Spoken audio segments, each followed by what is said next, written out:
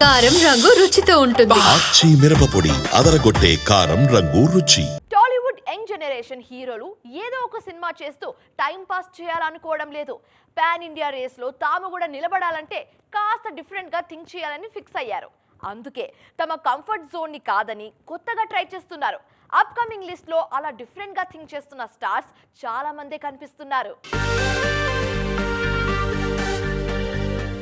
Young generation లో ప్రయోగాలకి care of address గా మారారు నేచురల్ స్టార్ నాని. ఒక సినిమాకి మరో సినిమాకి సంబంధం లేకుండా ప్లాన్ చేస్తున్న నాని తన మూవీ సెలెక్షన్ తో ఫ్యాన్స్ ని సర్ప్రైజ్ చేస్తున్నారు.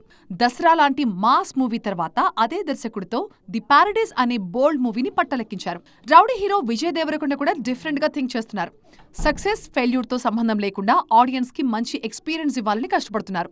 అందుకే ఒకవైపు తన మార్క్ క్లాస్ రొమాంటిక్ డ్రామాలు చేస్తూనే మరోవైపు ప్రయోగాలు కూడా చేస్తున్నారు.